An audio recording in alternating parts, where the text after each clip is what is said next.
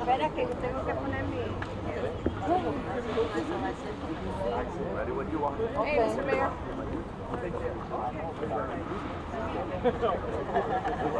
Hey, brother. I'm a big brother today. Where is she?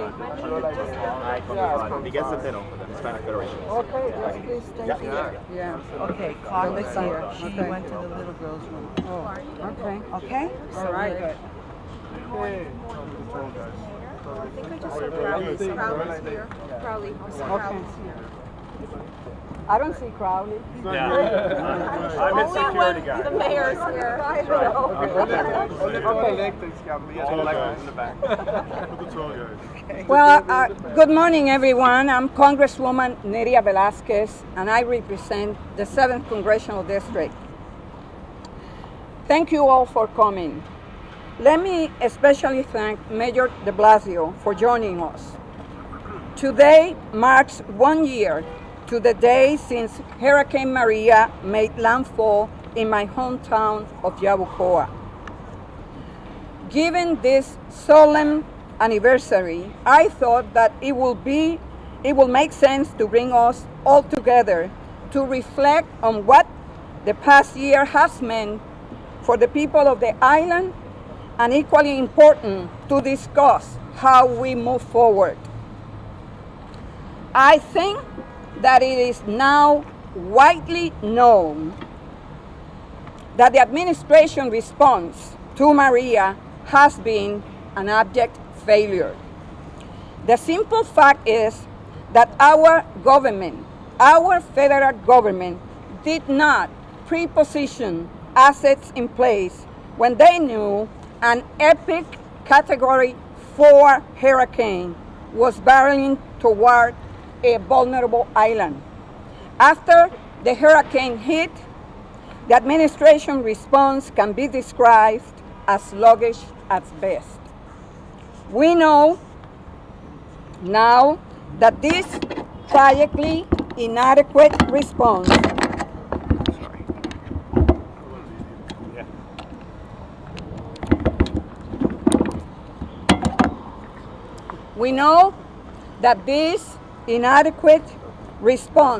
cost nearly 3,000 of our fellow citizens their lives, whether it was from falling trees or debris, or from a dialysis machine not having power to operate, lack of food, drinkable water, or from the suicide rate spiking during the longest blackout in American history. Make no mistake, these deaths are attributed to Maria, and even worse, to this administration's woeful response. This incompetence, this indifference, and this refusal to accept the dire reality starts at the top. That is evidenced by the offensive tweets the president put out questioning the death toll in Puerto Rico. But this is not just about cold, heartless tweets or a war of words. This is about life and death, and how our government failed 3.5 million of our fellow citizens in the island of Puerto Rico. The American people deserve to know what happened and why it happened. I have introduced legislation to establish a 9/11 commission that will provide a full report on what happened after Maria. The question that I pose to the American people is this: how do we make sure that we are ready for the next epic hurricane? Growing up in Puerto Rico, I heard that a Category 3 or 4 was an event that will happen every 100 years. We have witnessed in real time: Irma, Harvey, Maria, and Florence. I also introduced legislation, the Count Act, which will establish federal procedures for establishing death tolls after disaster, so that we don't have the leader of the free world questioning the methodology of the death count that took place in Puerto Rico. So there is a need for accountability and a recognition of how badly our nation failed our fellow citizens in Puerto Rico. This includes congressional oversight. Congressional oversight. That expression or that word is becoming really rare in the Congress of the United States. Unfortunately, rather than holding meaningful hearings or working to improve disaster response, Republicans in Congress have bent over backwards to protect the administration. Congress has a constitutional responsibility to get to the bottom of what happened. But Paul Ryan and Mitch McConnell have abdicated that responsibility, and that is shameful.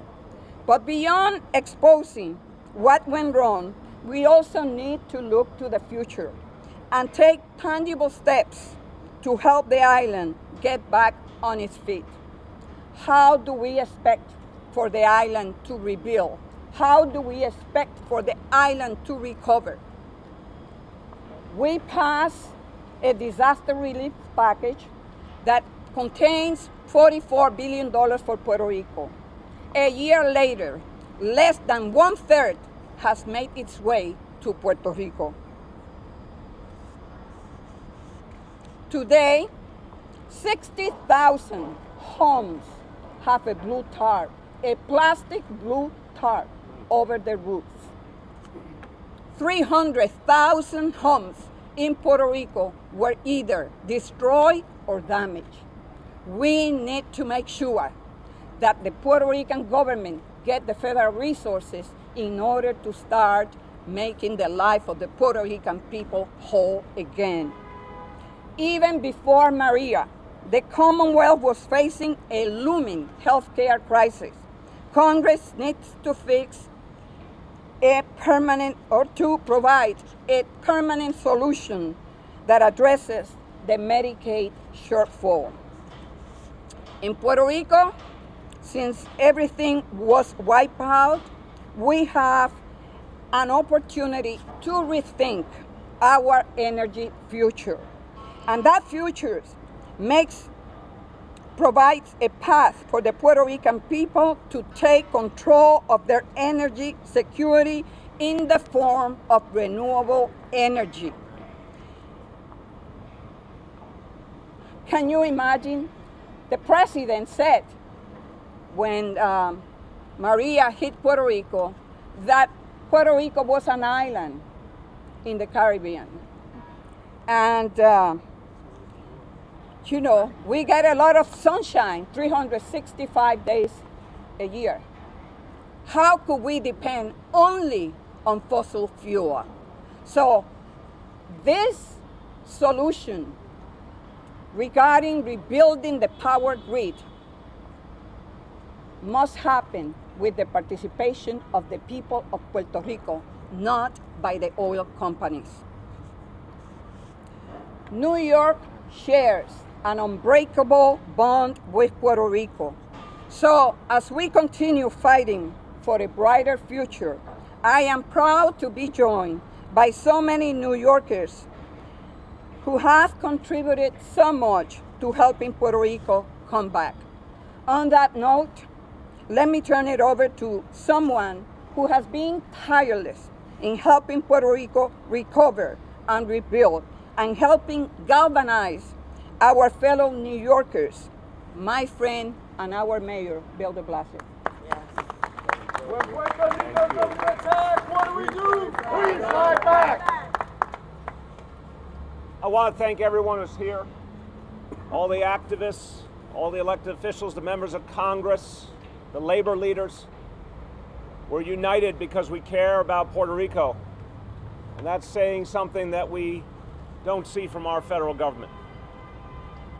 I also want to note that the shame we all feel when we look at this federal response, we recognize at the same time it would have been even less if it weren't for the powerful leadership of Congresswoman Nydia Velazquez.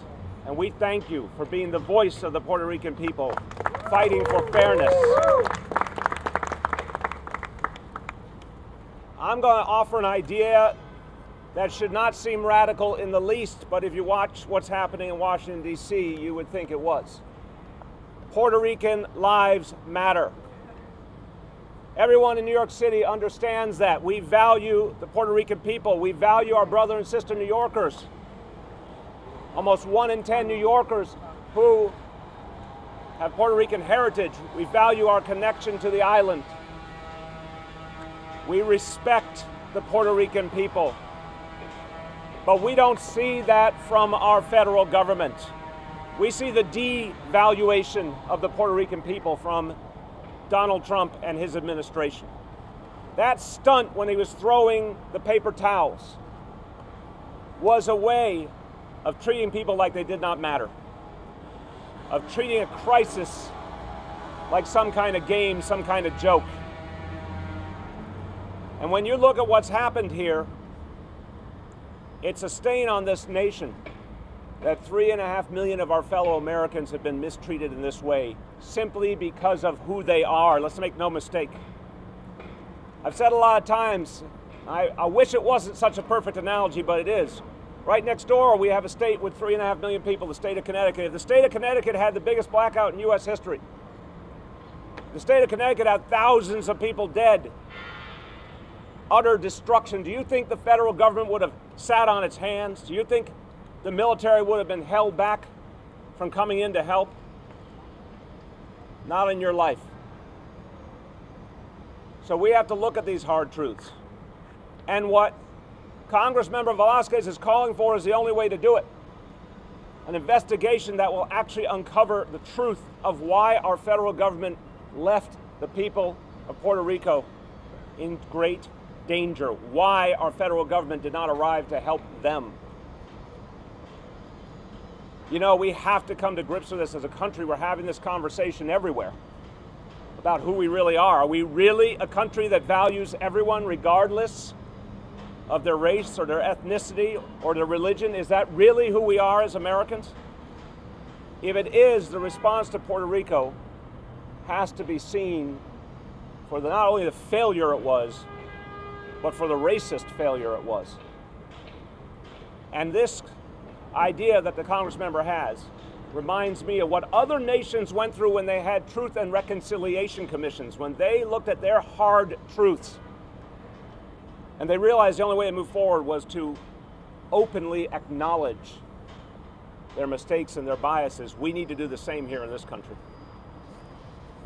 I just want to say, we as New Yorkers were proud to do the kinds of things our federal government didn't do. To send down our personnel, to send down support, to make Puerto Rico a priority. And we all know that's going to be work we do for a long, long time. And we do it to honor Puerto Rico. It's not a burden, it is an obligation that we take on willingly. We're going to have to do a lot more. This is going to be a long fight.